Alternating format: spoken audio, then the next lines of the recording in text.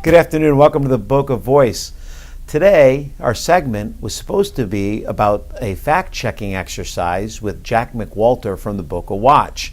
Unfortunately, the board members at the Boca Watch told Jack that they didn't feel it was a good use of his time to come on and do that, even though they put out for anyone to question the validity of the facts of their articles. They thought it would be a better use of his time to work on Al Zucara campaign and Andrea O'Rourke's campaign, which is what their role is right now in the community. So I had an opportunity to meet with Jack, and what a great guy. Jack really is committed to this community, and I applaud him for that. Both of us are concerned in regards to the sentiment in this town and how divided this town is in what's going on. A lot of that is due to the rhetoric that happens, and some of which is due to facts. Now, it doesn't help when the facts are wrong and when people are steering rhetoric the wrong direction. One of it just happened just recently, and just prior to videoing this, I got on the phone with Jack and I explained that his current video actually is inaccurate. They made a claim that there's a current law that is in place, and they named it, and unfortunately it's not named properly because it's actually Amendment 4. And that amendment goes over what was truly a citizens' initiative.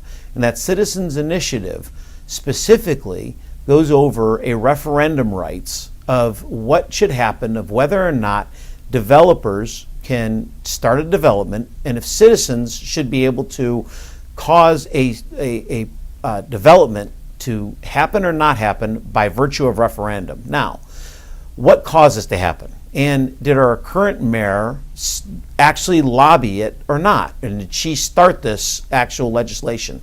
And that is absolutely positively inaccurate. It is false. She did not start this legislation. It was actually started not even in this county. It was started up in Vero Beach. And it was started actually based upon things that happened in the other side of the state.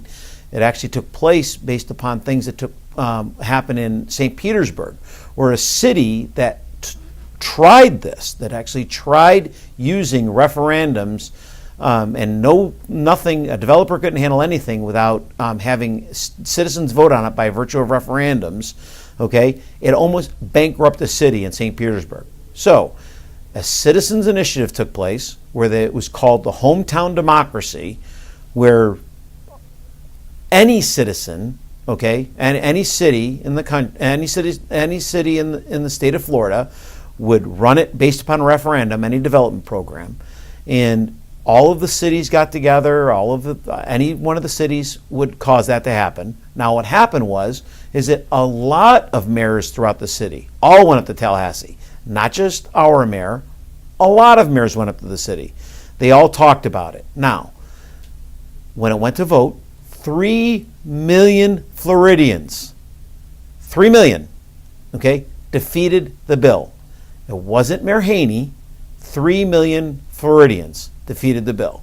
So, when we make statements that make it sound like Mayor Haney flew up to Tallahassee under the cover of darkness, went up there, lobbied for this to happen to specifically hurt Boca Raton, it is a misleading statement.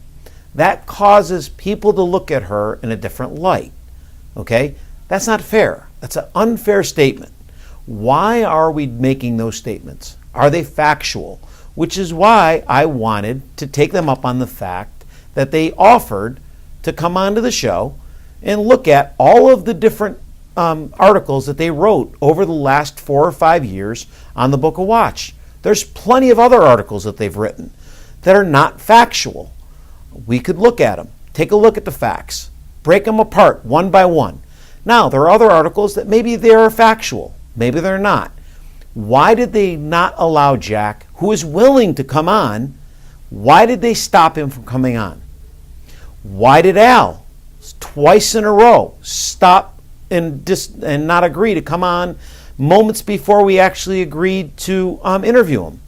He agreed twice to come onto the show and get interviewed. This is a gentleman that's running for mayor on a platform of transparency.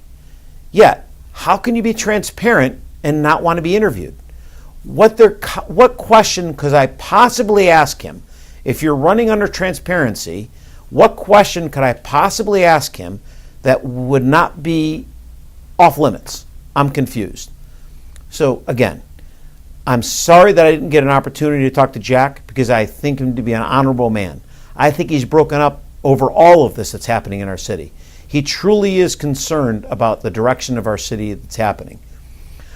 I've looked at a lot of posts this week, a lot of things that have happened on the Boca Voice and a lot of the things that we've posted on, including this last segment we did with one of the representatives, Angelo from Crocker, going back and forth and looking at some of the communications that we've had and looking at how people talk about it. Sometimes the dialogue starts heading towards it's the volume of construction and the volume of development. Then it leads into, well, it's not the volume, we want development. We just don't like the particular amount of architecture. And then it leads, when we talk about the architecture, because architecture is similar to art, let's face it, architecture in a lot of cultures is art. We look at architecture the same way we look at art. It's the way we express ourselves. So it's subjective by nature. So when one person likes it and another person doesn't, you're not going to please everybody. So when we look at it, we have to come together as a community and say, are we always going to be wrong? We need to get to the point where we can come together as a community and stop yelling at each other and truly want to get along again. We don't have to always be just yelling at the top of our voices. It's gotten to the point where the loud minority has really just gotten a loud voice rather than just trying to come up with what they're saying in a specific manner so that we can listen to them. Arguing for the sake of argument doesn't get us anywhere. Let's have solutions that get us somewhere. So just saying it's true doesn't make it true. Now, I offer this again. They offered to us to allow us to look at facts. Let's look at their articles. If you want to be taken seriously, let's look at them and take a look at them and see what's fact, see what's not. If you want to be taken seriously and you truly are a transparent candidate, come on, let's talk. No one is here trying to make you look bad. All we want to do are get to the facts. Let's look, let's talk. None of the other candidates have thought that they got a bad deal. None of the other candidates thought that they got treated poorly when they came onto the show. We certainly want to give you the fair shake as well. We look forward to hopefully having you on. We look forward to having a representative from the Boca Watch, whoever they choose. If it's not Jack, maybe one of the other board members. Maybe all of the board members would like to come on.